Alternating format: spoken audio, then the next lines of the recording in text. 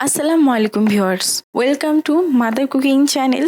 আমার আজকের রেসিপিতে থাকছে পুঁটি মাছ দিয়ে আলুর চচ্চড়ি। আপনারা কিভাবে খুব অল্প সময়ে এবং খুব ঝটপটে পুঁটি মাছ দিয়ে আলুর চচ্চড়িটা রান্না করতে পারবেন সেই পদ্ধতি আজকে আমি দেখিয়ে দিব।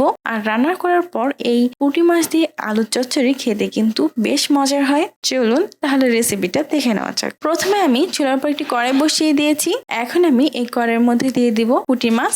অবশ্যই মাছ কেনার সময় আপনারা একটা জিনিস লক্ষ্য রাখবেন, মাছটা যেন অবশ্যই টাটকা হয়, তাহলে কিন্তু আপনারা এই পুঁটি মাছ দিয়ে আলুর চচ্চড়ি তরকারিটা খেতে বেশি স্বাদ পাবেন।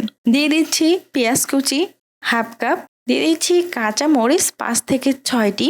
আর এই তরকারিটা মজা হওয়ার ক্ষেত্রে কিন্তু কাঁচা মরিচ খুবই বেশি ভূমিকা পালন করে। যারা ঝাল খেতে পছন্দ করেন তারা অবশ্যই কাঁচামরিচের পরিমাণটা একটু বেশিই দিবেন, তাহলে কিন্তু এই তরকারিটা খেতে বেশ ভালো লাগবে। আমরা যেহেতু একটু কম ঝাল খাই, তাই আমি এখানে কাঁচামরিচের পরিমাণটা একটু কম ব্যবহার করেছি।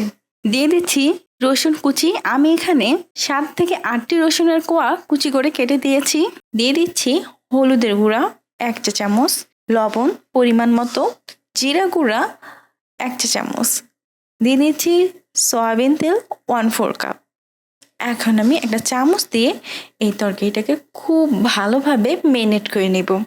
আমি বেশ কিছুক্ষণ সময় একটা চামচ দিয়ে এই পুঁটি মাছগুলোকে খুবই ভালোভাবে মেরিনেট করে নিয়েছি। এখন আমি এর মধ্যে দিয়ে দিব আলু কুচি। আমি এখানে প্রায় 300 গ্রামের মতো আলু কুচি করে কেটে দিয়েছি। আর অবশ্যই চেষ্টা করবেন আলু চচ্চড়ি করার সময় আলুটা একটু বেশি কুচি করে কাটার, তাহলে কিন্তু এই আলুর চচ্চড়িটা খেতে কিন্তু বেশ ভালো লাগবে। এখন আমি এই পুঁটি মাছগুলোর সাথে আলুগুলোকেও খুব ভালোভাবে মেরিনেট করে নেব।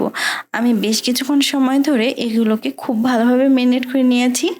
আর আপনারা চাইলে এই সময় হাত দিয়েও মাখিয়ে নিতে পারেন। আপনারা যত ভালোভাবে এই পুঁটি মাছ আর আলুটাকে মেরিনেট করে নেবেন, এই তরকারিটা খেতে কিন্তু ততটাই স্বাদ হবে।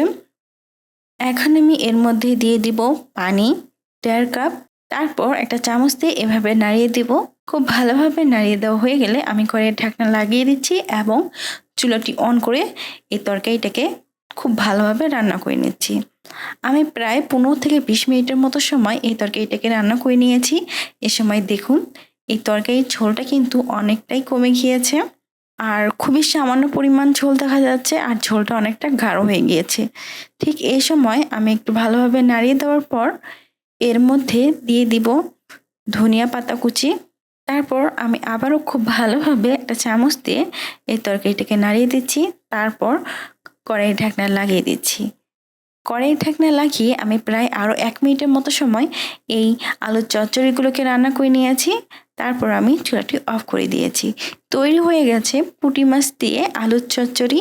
প্রিয় দর্শক, এই ছিল আমাদের আজকের রেসিপি। মাদার কুকিং চ্যানেলের আরও এক্সাইটিং রেসিপি নিয়ে আপনাদের সামনে আবারও উপস্থিত হব। ভিউয়ার্স, আপনাদের সকলকে অনেক অনেক ধন্যবাদ জানাচ্ছি পুরোটা সময় আমাদের সাথে থাকার জন্য। আমি উইশ করব আপনারা সবাই ভালো থাকবেন, সুস্থ থাকবেন এবং মাদার কুকিং চ্যানেলের সাথে থাকবেন। এই চ্যানেলে নতুন হয়ে থাকলে চ্যানেলটি সাবস্ক্রাইব করুন এবং ভালো লাগলে লাইক কমেন্ট ও শেয়ার করুন।